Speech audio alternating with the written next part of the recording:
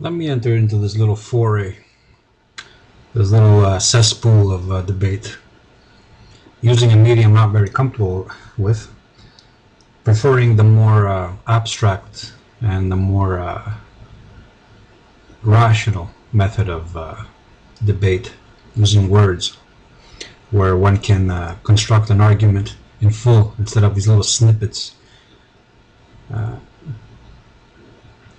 which are preferred by minds that are molded by a system where everything comes in bite-sized morsels.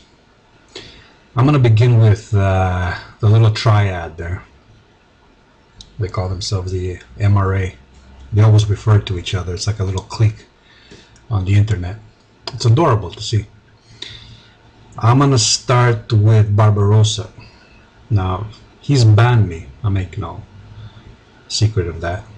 He banned me on the premise that I was trolling. Now, trolling, I've made a video on that, is the favorite term used by those that can't respond to a challenge. So what they do is they simply claim that the other person is motivated by a dishonest tactic, that he doesn't really believe what he's saying, that he's just using this to cause controversy. And it's an easy way to dismiss an argument. You just don't have to respond to it. Just say, he was a troll, so I banned him. And that's enough. It's, well, what's comparable to it is the hate arguments, you know. If somebody says something we don't like, he's a hater. He just hates. You don't have to respond. You just accuse him of an emotion, a motive. And he's easily dismissed.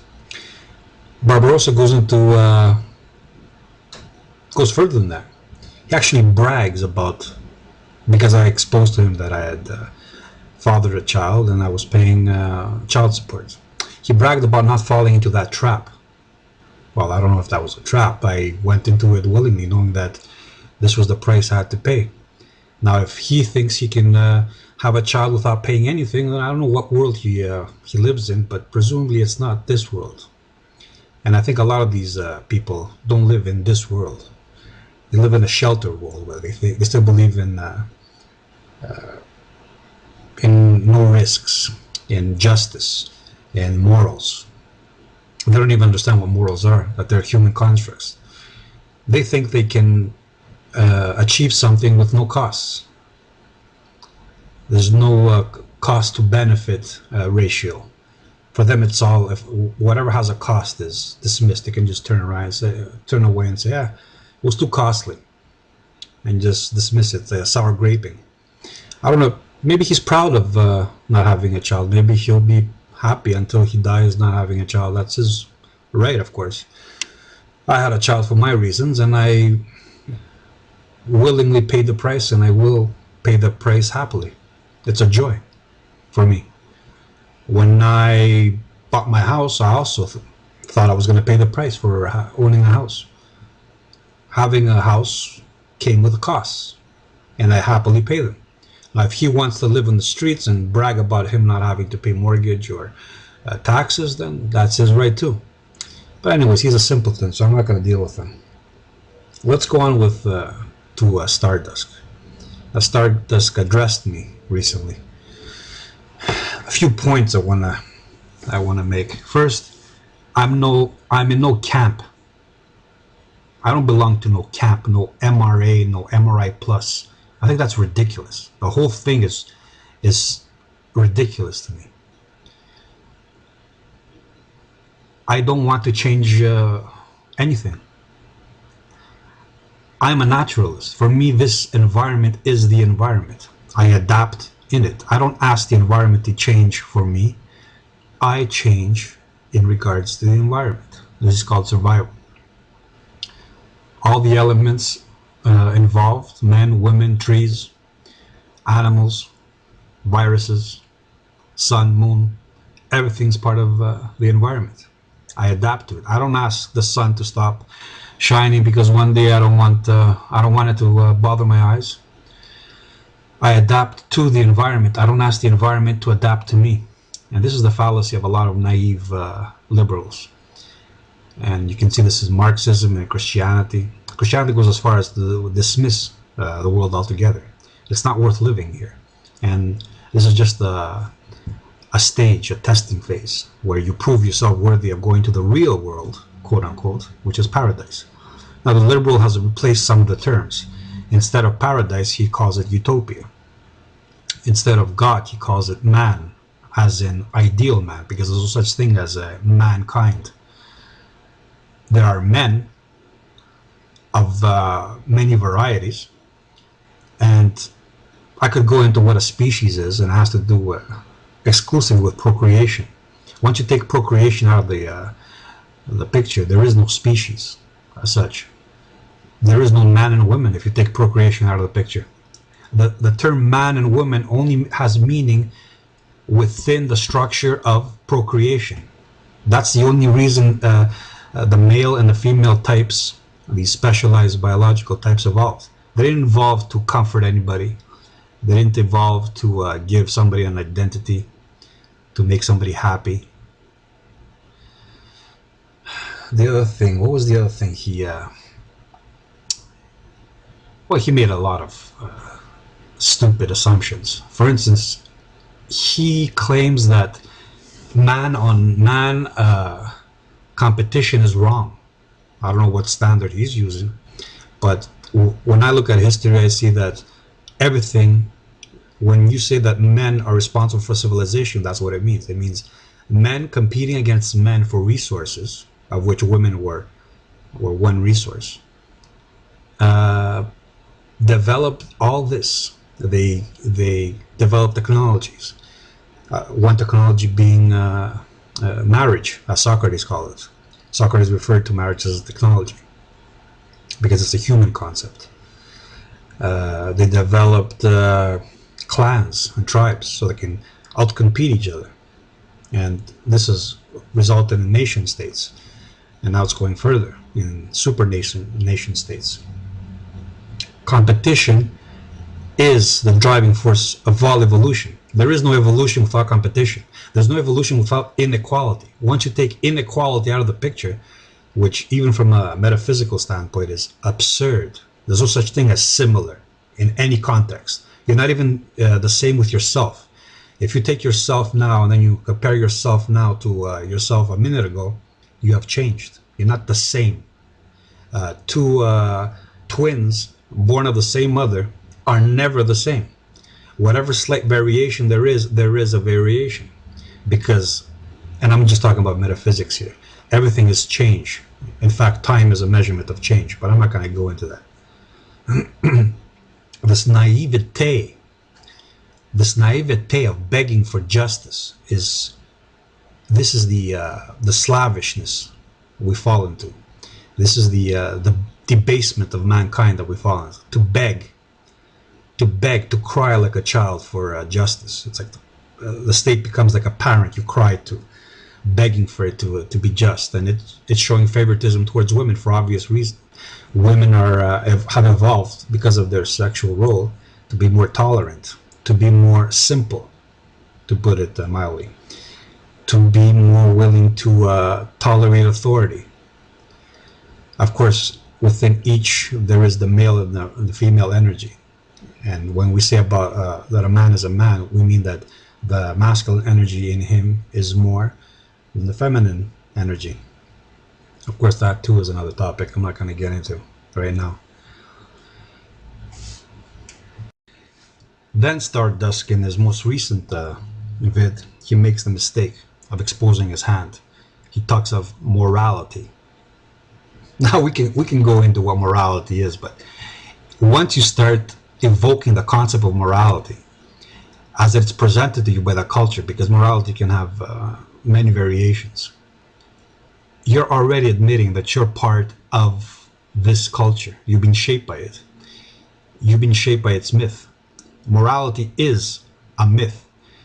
Morality is a system of behavioral rules imposed upon the human being, sometimes curbing his natural instincts. For instance, why do we consider violence wrong on a moral ground? Isn't violence prevalent in nature? Don't we see rape, pillaging, destruction in nature? Isn't all this part of evolution theory? Violence, men, males killing males, males killing, like in the case of lions, killing the offspring of another male so females can go into heat. And we see how easily, in the lions especially, how easily the females change loyalties. They defend the alpha male the one instant, and then when the alpha male is usurped, then they endure the new dominant male's assault on their offspring, and then they go into heat, and they become loyal to the new male. This is part of the evolutionary cycle. He talks about morality. What morality? Christian morality? Is he referring to Christian morality, or is it what he called liberalism, what we call it today? What does this morality consist of? That we're all equal under the law? Is it the same as being equal under God? The authority now has changed. It's not God, but it's become the state, law, whatever. This abstraction. We can say that certain behaviors are to our benefit. For instance, being kind to somebody so they can be kind in return, like the golden rule states, is a rational decision. You're not doing it for moral reasons, although most people do. And that's why religions are necessary, because most people can't think beyond a certain point.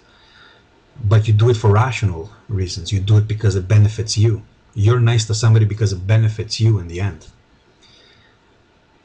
And the same thing with having a child. Why do you love your child? Because it carries your genes. Because you're mortal, and because you can't live forever. You make the sacrifice so that your genes are passed on. This is the genes are very powerful, and the genes turn into memes. And memes, like genes, carry codes of conduct, and morals are how the memes present their code of conduct to human beings.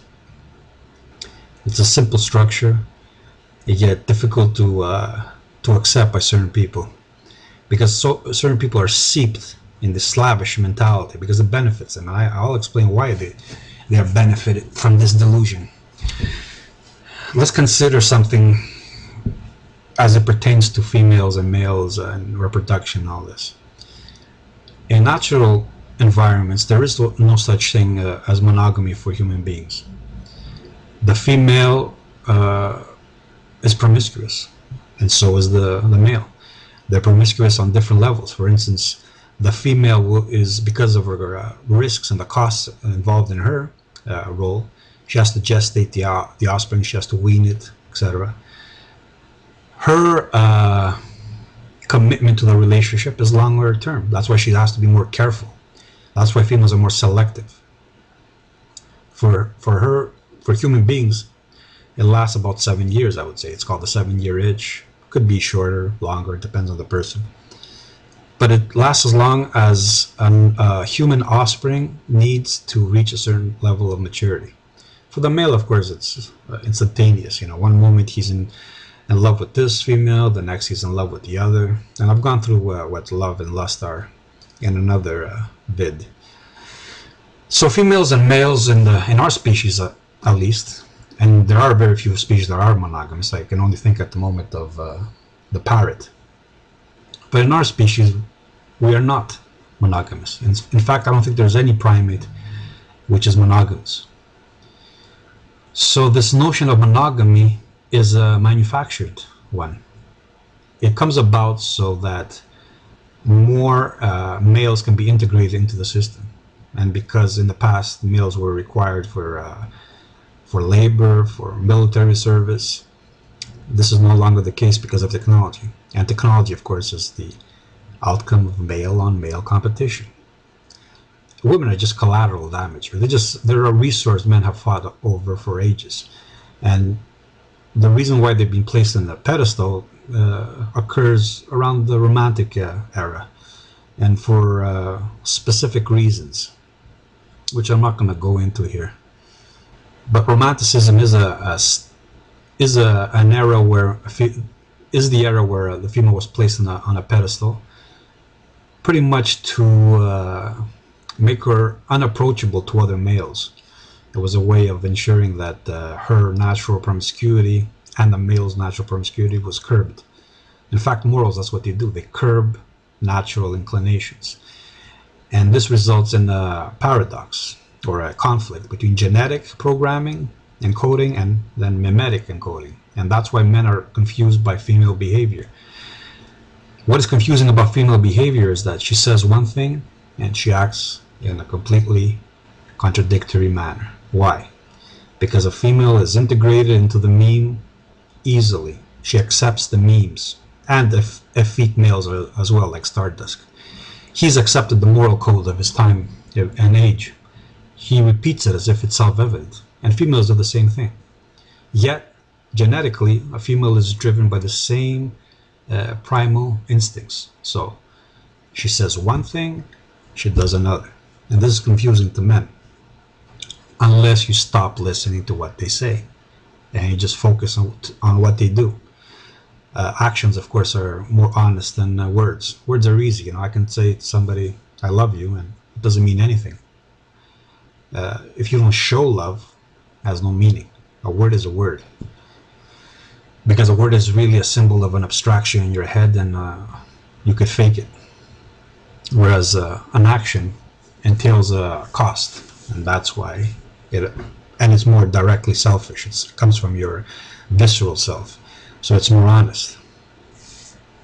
So a woman raised in a culture, let's say any culture, she could be in Islam or in China or in India and follow the codes of those nations, is easily integrated into a system. Yet genetically she hasn't adapted to it, because human environments adapt faster than change faster than natural ones. So whereas genetic adaptation might take centuries, mimetic changes occur on now with technology. It's almost like every decade there's change. So this creates a stress on the individual. He doesn't know how to act. He's been told that he should act like this, and yet he's inclined to act on a more primal level. And this is where the Freud's discontents, his analysis of society and its discontents, I think the book was called. Now, what's funny about StarDusk is he admits to being a liberal. I mean, he admits to being totally taken by the prevailing cultural norm of our time. And it's prevailing because it benefits the system pretty much. It gives a venting avenue. It gives hope, and so on. Anyways, that too is another topic I'm not going to get into. The political spectrum, what does conservative mean, what does liberal mean, and in fact the meanings are inversed, but I'm not going to go into this. So for him, everybody deserves freedom, and he admits, he says women should be free, and in another video he says, taking the beast out of the cage, which is a metaphor I used, I think. Now you take a beast out of the cage, did you expect it to behave in accordance with what you want it to, your codes, what you think is right, what benefits you? When you free a creature and you release it from a culture, from the meme, don't you allow it to return to its primal stage? If anything, civilization has been a way of curbing natural human instincts. That's the only reason civilization exists. Without it, everything would return to anarchy, to a natural state. When you give a woman freedom, what are you doing? You're giving her back her sexual choice. You're telling her to return back to her promiscuous ways. Even more so when you support those promiscuous ways with technological advancements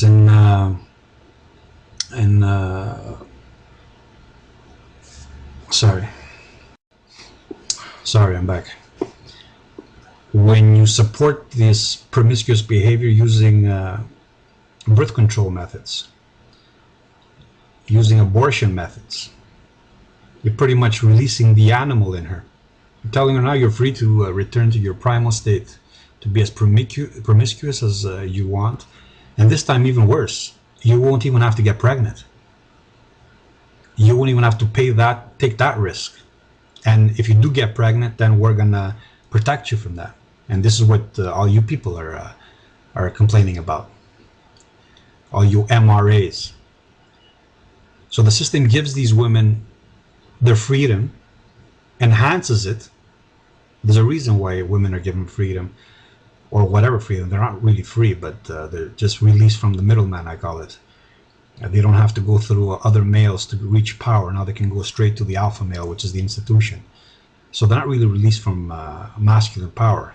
Just masculine power has been abstracted like resources into an institution. The government, for instance. The government is a masculine entity, and it can be represented by anybody. It can be represented by a woman, by a man, by a child. You know, when children became kings, the institution of government, the royalty, was represented by a child. It doesn't matter, because the institution is the dominant structure. Now, I'm not going to get into that either, how that happens and how it's controlled and manipulated and all that. So StarDusk gives or advocates and supports women in being free, and then he cries about what happens when they're freed. That's like saying, I'm going to release the animal from the cage, and then when it bites my head off, I'm going to try to shame it. He even says it. He wants to withhold affection from women, you know, like women withhold sex.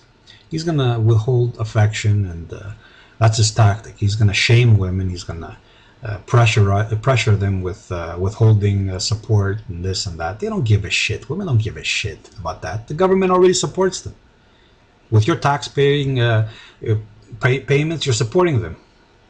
Maybe they want the companionship, you know, sex too, but they can find that easily. You just go any bar and they can find anything they want. It's easy for women. So he pretty much creates the problem, or supports the problem. He doesn't know what the fuck is going on either. He supports the problem with his morality, which is he was brought up in, and then he bitches about it. Now, isn't that fucking funny? I think it's pretty much ridiculous. It's hilarious. It's tragic and comedic at the same time.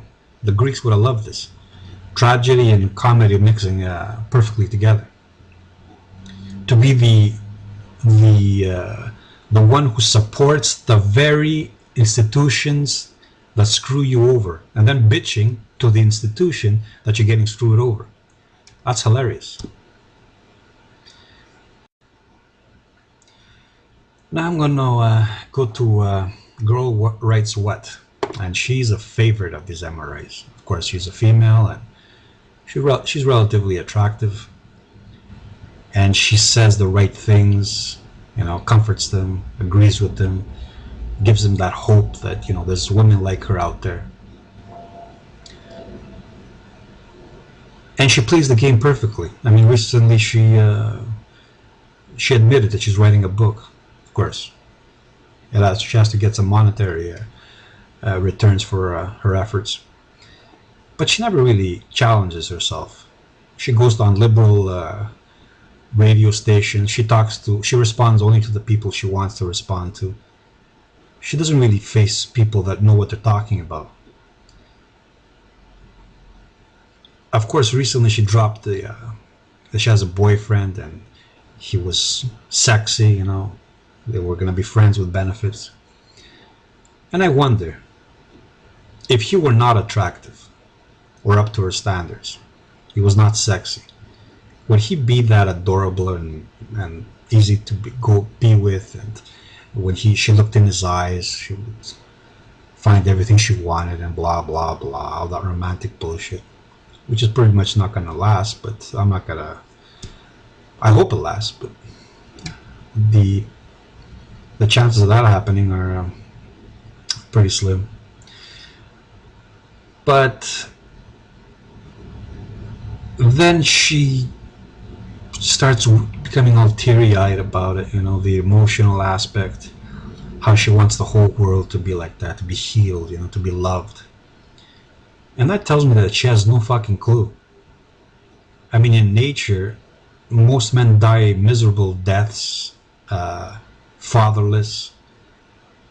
Nature's cruel to what is feeble. It's only in human system where weakness is not only protected, but it's also supported. It's given that, it's told that it's virtuous to be meek and weak and tolerant and undiscriminating. Undiscriminating is another term for unconscious or unaware. That's a value in our world. And of course, she sells the dream, you know, you two are worth it. You two are worth love. And there's a woman out there for you, and you deserve better. And we all know that's not true. Not everybody can have everything. In fact, in nature, it's about not having, because then having loses its meaning, its value. If everybody can have everything, then what's the point? What's the meaning of having anything? If everybody deserves love, then what value does love have? If everybody should be loved, then is this not a whore's love, where you can just purchase love, or because you deserve it, you demand it? This is the kind of Hollywood bullshit that's been sold for decades to people. And why? Well, I'm going to go into it in brief. In the past, culling took care of weakness. You know, the weakest died of predation and disease and hunger. When they could not cope, they perished. If they made a mistake, they died. In today's world, the weak are protected. They're nurtured. They're given the benefit of the doubt. They're respected. All pretentiously, of course. It's all based on lies. So then this weakness is propagated to the gene pool. It's not eliminated. The original female reason for coming about as a genetic filtering mechanism then turned into a mimetic filtering mechanism. This is why women now are told, and this comes into conflict with their genetic drives, to pick socially, using social criteria like wealth or status, or how nice somebody is, how well adapted to the system they are. Of course, there's a lot of conflict, like I said, happening, and women always contradict themselves. You know, the one moment they're talking about how appearances don't matter, and love is and beauty is in the inside, and then they're talking about how tall, dark, and handsome the other person is. You know, coincidentally, the attractive man is also funny, and he's smart, and he's nice to be around. Whereas the ugly one, he's nice. You know, he's a nice guy, but there's no chemistry. This is the lingo of the females. There's no chemistry between them, and such bullshit like that. So we can pretty much say that with some certainty that the vast majority of people living today are alive, whereas because of social interventions. In natural settings, most of these people would be dead, or they will never be born at all. So they have to be comforted. They have to be told that their lives mean something, that they deserve something, that they will achieve what they desire. Usually, in the attainment of the ideal loses its glitter. It's not what people thought it would be.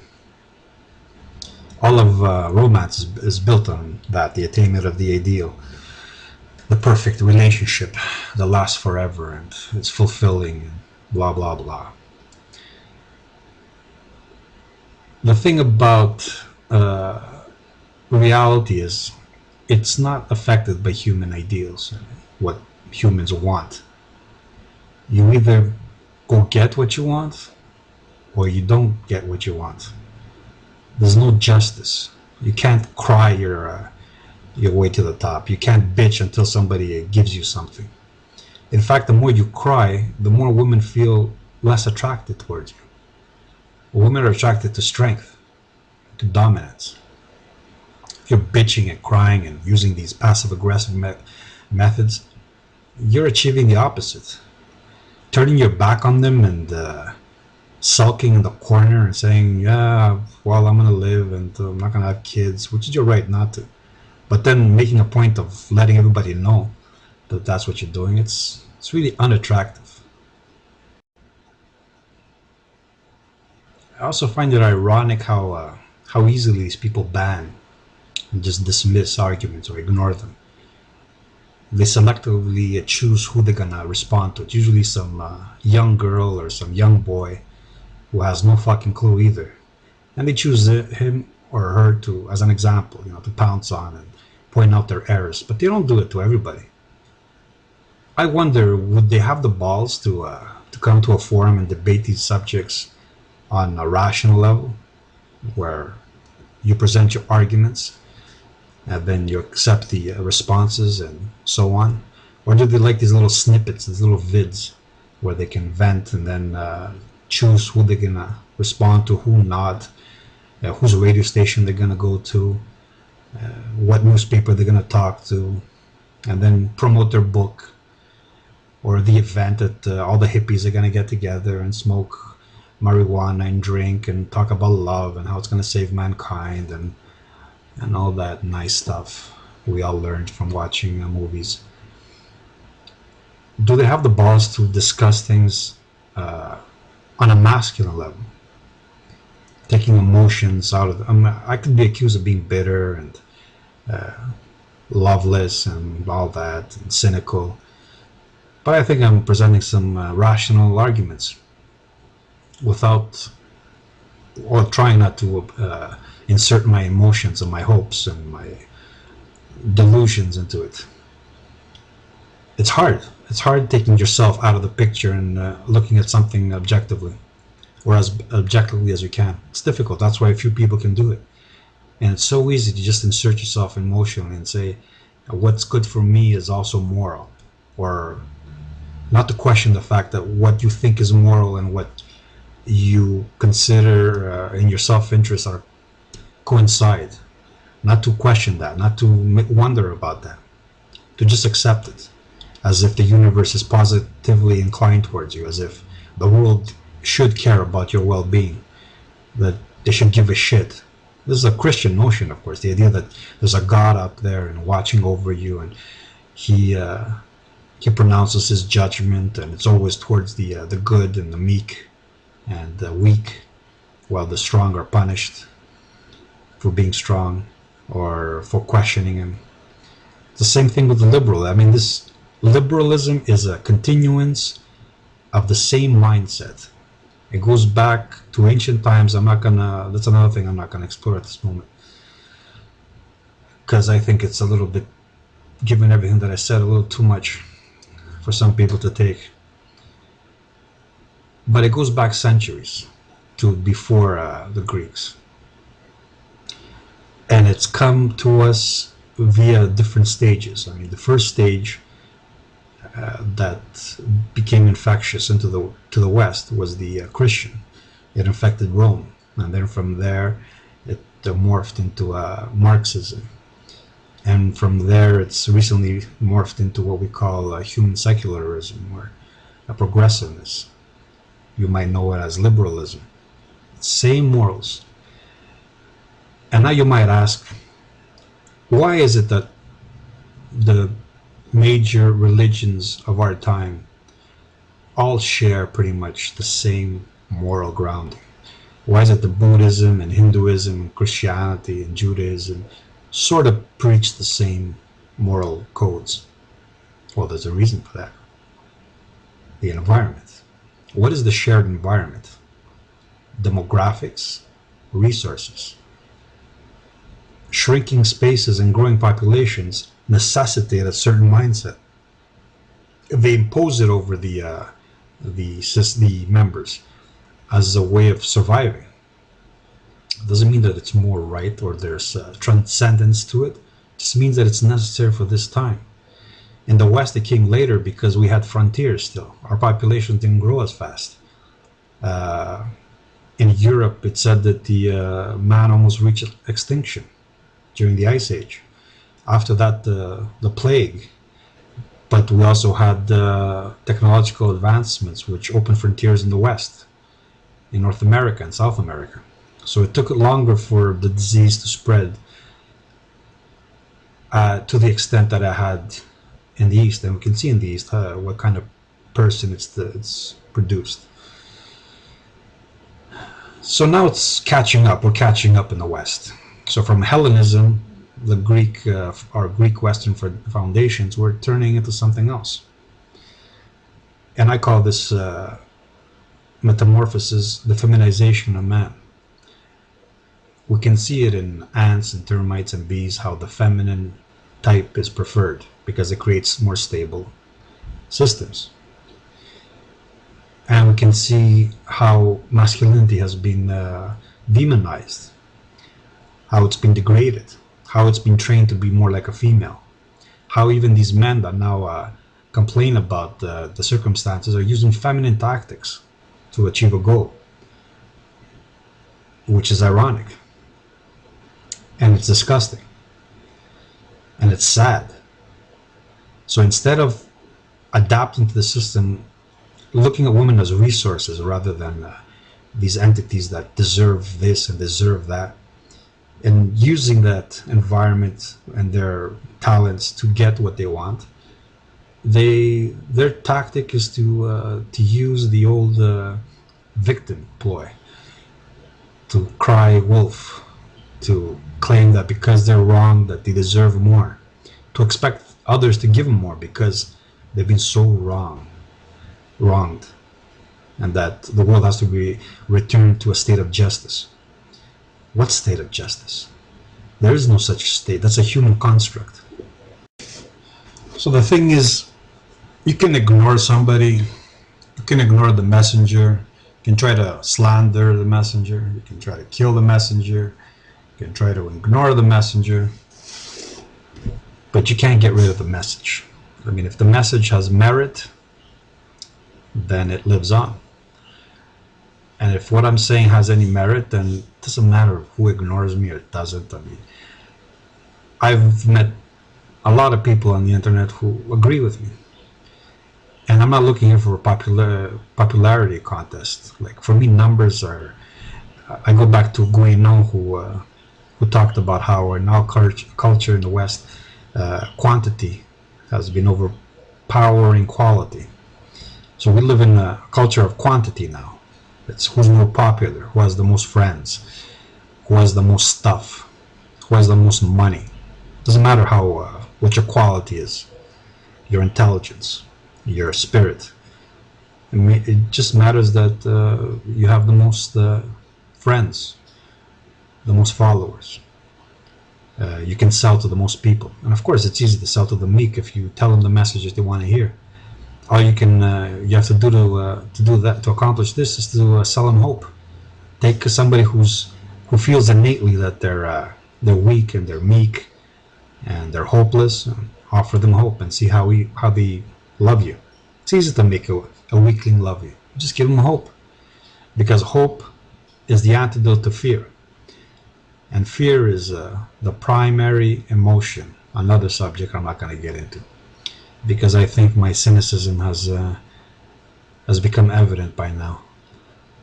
And what you call cynicism, I call realism. But we live in such a Hollywood Disney world that any taste, any hint of truth, of honesty, is considered evil or too much to bear. We like the happy ending story, you know. The hero wins. Everybody gets love. Everybody's happy. The hero rides into the sunset with a damsel. This is the kind of bullshit that people have been fed for decades. This is the kind of shit marketing agencies use to sell their products. Ideas are products. You give somebody a hope, you can sell anything. You induce fear, and then you offer them hope, and you can manipulate the masses. All you have to do to understand how this is accomplished is to to watch a little video the BBC produced. It's called The Century of Self. It talks about a lot of things, but it focuses on Bernays. It was a nephew of Freud. He used his uncle's insights. Of course, Freud is dismissed now as a crackpot. But he used his uncle's insights to produce what we call today the marketing agencies. Also politics. Modern politics is a form of marketing. And liberalism is, and conservatism as it's presented today, is all based on marketing. You manipulate people's fears, you give them hope, and you keep them sheepish and dumb and docile. And that's all for me for now. Signing off from Hyperborea.